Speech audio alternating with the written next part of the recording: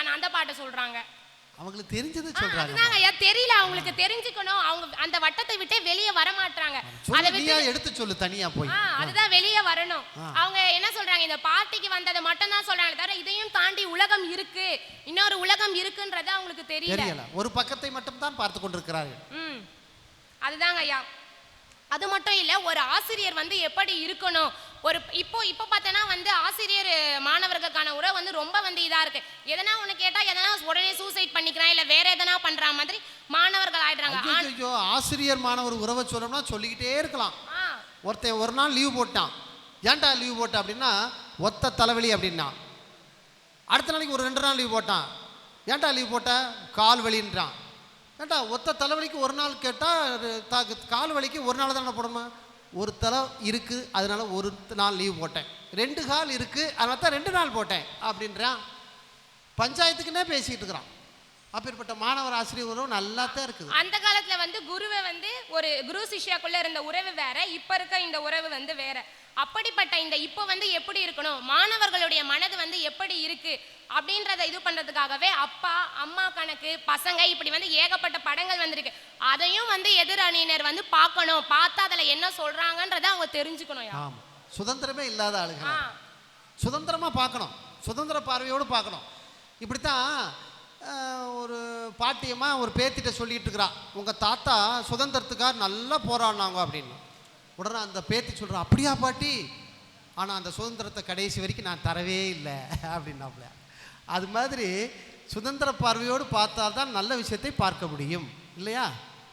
இப்படி அவங்க சொன்னாங்க. கடைசியில முடிக்கும் போது தமிழை கெடுத்துட்டு வரோன்னு. இப்படிப்பட்ட பாரதியோட வரிகள் எல்லாம் தமிழ் படத்துல வரும்போது அது வந்து கெடுக்குமாங்க ஐயா? நீங்க என்ன சொல்றீங்க ஐயா? நான் என்னத்தை சொல்ல, கடைசியா தான் சொல்ல முடியும்.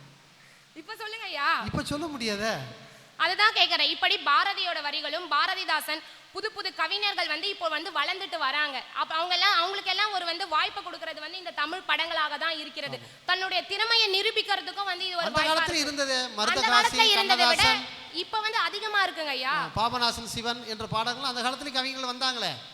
அவங்கள விட இப்ப இன்னும் அதிகமா வராங்க. 18 வயசு 10 வயசு எல்லாம் பையன் வந்து பாடல் எழுதுறான். தமிழ் புலமை, அதுதான் தமிழ் புலமை. அதுக்கெல்லாம் உதாரணமா முன்னோடியா இருக்கிறது இப்ப வந்து தமிழ் படங்கள் வந்து நம்ம எடுத்துக்கணும் ஐயா. சரி, கண்டிப்பாக எடுத்துக்கொள்கிறோம். இப்படி எல்லாத்துலயுமே வந்து பார்த்தோம்னா வந்து தமிழ் மொழியை வந்து சீரமைக்கிற மாதிரி தான் வந்து இப்ப இன்றைய கால திரைப்படங்கள் இருக்கு. தமிழை வந்து சீரழிக்கல. அவங்க வந்து குறுகிய கண்ணோட்டத்தோட குறுகிய வட்டத்துல இருந்து இருக்காங்க. அதனாலதான் எதிரணியினருக்கு வந்து அது தெரியல. அதை வந்து அவங்க வந்து தெரிஞ்சுட்டு அந்த வட்டத்தை விட்டு வெளியே வந்துட்டு தமிழை வந்து மேலும் வந்து நிலைநிறுத்தவும் வளர்க்கவும் வந்து அவங்க பாடுபடணும்னு சொல்லி இங்கு பேச வாய்ப்பளித்தமைக்கு நன்றி கூறி விடைபெறுகிறேன். நன்றி நன்றி நன்றி நன்றி. மனிஷா அவர்கள் இன்றைய தமிழ் திரைப்படங்கள் தமிழை சீரமைக்கின்றது என்று சொல்லக்கூடிய வாதத்தை முன்வைத்து சென்றிருக்கிறார்.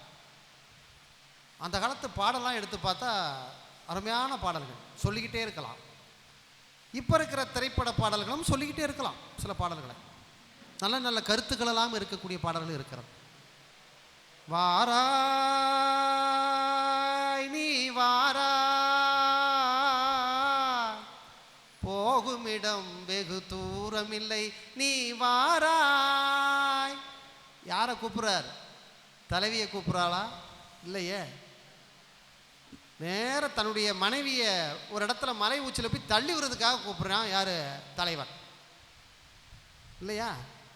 அது மாதிரி தமிழை சீரமைக்கின்றது என்று சொல்லக்கூடிய அணியை சேர்ந்த வாராய் வெண்ணிலா நீ வாராய்.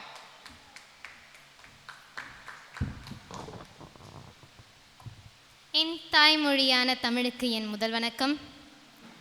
என்னதான் எதிரணியினருக்கு அவங்க மனம் நோகக்கூடாதுன்னு அவங்களுக்கு சப்போர்ட் பண்ணுற போல பேசினாலும் இறுதியாக இன்றைய தமிழ் திரைப்படங்கள் தமிழை சீரழிக்கின்றன என்ற உண்மையை உணர்த்த உள்ள நடுவர் ஐயா அவர்களுக்கும் உணரவில்லையம்மா, தாம் பிடிச்ச மாதிரி பேசி பேசி எனக்கு உணர்த்துறீங்க உண்மையை. அதான் தாம் பிடிச்ச முயலுக்கு 3 காலு தான் அப்படின்ட்டு அடம்மா சீரமைக்கிறதுன்னு பேசிக்கொண்டுள்ள எதிர் அணியினருக்கும் உண்மையை மட்டுமே பேசக்கூடிய எனது அணியினருக்கும் மற்றும் அவையோருக்கும் எனது அன்பான வணக்கங்களையும் தமிழ் புத்தாண்டு நல்வாழ்த்துக்களையும் தெரிவித்துக் கொள்கிறேன். வழக்கமா கேள்வியெல்லாம் கேட்பீங்க, நாங்கய்யா கேள்வியெல்லாம் கேட்டு தான் நீ பதில் சொல்வேன். கேள்வி ஏதாவது இருக்கா? இல்லைங்க ஐயா, நான் ஆரம்பத்திலே பேசுறேன், நான் நீங்க பதில் கொஞ்சம் கேளுங்க ஐயா. நான் கேட்கவே கொஞ்சம் மாட்டேன். உங்களுக்கு இடைவேளை. சரி. அப்போ பார்த்தீங்கன்னாங்க ஐயா, பாடல்ல இருந்து ஆரம்பிப்போமே. இன்றைய பாடல் அப்பா அம்மாவோடைய உறவு அப்படி இப்படி நிறைய சொன்னாங்க. அதே அப்பா அம்மாவை என்ன அழகா பாடியிருக்காங்க தெரியுங்களா? டேடி மம்மி வீட்டில் இல்ல, தலை போட யாரும் இல்ல, விளையாடு ஓமா உள்ள வில்லாட, ஓடி விளையாடு பாப்பா, நீ ஒருபோதும் இருக்கக்கூடாது பாப்பான்ற பாட்டை தான் இப்படி மாத்தி பாடியிருக்காங்க. அதாங்க ஐயா, அப்படி பாடினா பரவாயில்ல. அவங்க பாப்பாவை பாடலை பாப்பாவாக்க பாடுறாங்க. வேண்டாம், விட்டுருவோம். அடுத்துங்க ஐயா, அப்போ பார்த்தீங்கன்னா அந்த காலத்தில் பாடுவாங்க, செந்தமிழ் தேன் மொழியால் நிலாவென சிரிக்கும் மலர் கொடியால், நிலாவென சிரிக்கும் மலர் கொடியால், பைங்கனி இதழில் பழரசம் தருவாள் பருகிட தலை குனிவாள். அருமையான பாட்டு. என்ன அருமையான பாட்டுங்க ஐயா. ஆனா இப்போ பெண்களுக்கு செம்மையா அழகா பாட்டு, அடிடா அவள, வெட்றா அவள, குத்துடா, இந்த மாதிரி பாடல் எழுதுறாங்க. வெட்றா அவள. ஆமாங்க, இப்பெல்லாம் எழுதுறாங்க. வேற ஒண்ணும் இல்ல, தலைவி கிடைக்காத காரணத்தினால என்ன செய்யறான், போட்டு தள்ளுறான்றான். அதுதான் அது. அதாங்க ஐயா, ஆக மொத்தம் தலைவி கிடைக்கல அப்படிங்கிற ஒரு காட்சியை இன்றைய தமிழ் திரைப்படங்கள் காண்பிக்கின்றது என்பதுதான் என்னுடைய வாதம். அந்த காலத்திலே காமிச்சதே. அதே போல என்னன்னு பாத்தீங்கன்னா ஐயா, அடைந்தால் மகாதேவி, இல்லை என்றால் மரணதேவி அப்படின்னு அந்த காலத்திலே சொல்லியிருக்காங்களே. சரிங்க ஐயா, ஓகேங்க ஐயா. இப்போ என்னன்னு பாத்தீங்கன்னா, என்ன ஆங்கிலம் படிச்சவங்களுக்கும் பொறியியல் படிச்சவங்களுக்கும் தான் தெரியலனா, தமிழ் இலக்கியம் படிச்சவங்க நீங்களுமா? அவங்க தான் பாவம். வல்ல பார்த்து சொல்லு. முனீஸ்வரனை சொல்றியா? ஆமாங்க ஐயா, ஏதோ பார்வை வித்தியாசமா இருந்தது, அதான் தமிழ் இலக்கியங்கள் படிச்சவங்கள வெச்சுக்கோங்க ஐயா. அடுத்து பாத்தீங்கன்னா, இன்றைய தமிழ் பாடல்கள் அப்படின்னா, why this கொலவெரி கொலவெரி கொலவெரி டி, அத தரமா யூடியூப்ல ஏகப்பட்ட பேர் பார்த்திருக்காங்க. தமிழ் படத்துல தமிழ் பாட்டு, தமிழ் பாட்டுன்னு சொல்றாங்க ஐயா. ஆனா தமிழ் மேல ஒரு கொலவெறியோட பாடின போலதான் எனக்கு தெரியுது. அதே போல அந்த காலத்துல வசனம் சொன்னாங்க ஐயா, என்ன வீரபாண்டிய வசனம்லாம் என்ன மாதிரியான ஒரு அளவான வசனங்கள் தெரியுங்களா? அருமையான வசனங்களாச்சே. பராசக்தி வசனம் கேட்கவே வேண்டாமே. ஓடினாள் ஓடினாள் வாழ்க்கையின் ஓரத்திற்கே ஓடினாள், அவள் வாட்டத்தை திருத்திருக்க வேண்டும், அல்லது என்னது இது சட்டத்தை மாற்றினார்களா என்று அப்படியே மனப்படமா அப்படி வந்துகிட்டே இருக்குமே.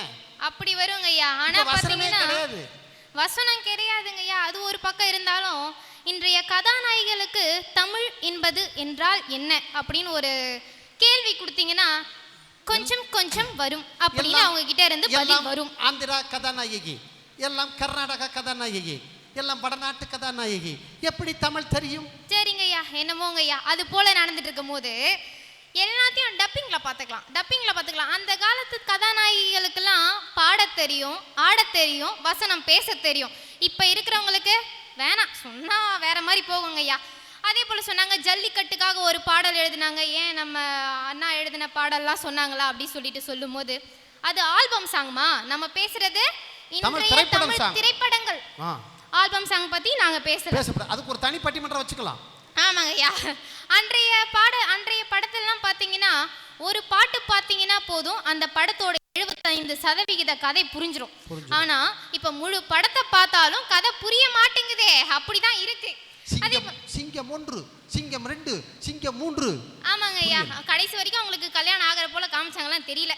சரி, அதே போல அந்த காலத்துலாம் பார்த்தீங்கன்னா கோமணத்தை கட்டிட்டு மாட்டு அடக்க போனாங்க ஐயா. இப்ப கோட் சூட்டு போட்டுக்கிட்டு மாடர்ன் கேர்ள் பின்னாடி போறாங்க. ஏன்? அதான் உங்களுக்கு வசதியா இருக்கு ஐயா. எது அவுந்தராம இருக்கும்ல, ஒரு பாதுகாப்போட போறாங்க. ஐயா, ஜல்லிக்கட்டுக்கு நாம போராடணும் ஐயா, அப்படி பேசாதீங்க, நீங்க தப்பு. இல்ல, அப்படி பாத்தீங்கன்னா மாடு அடக்கத்தான்.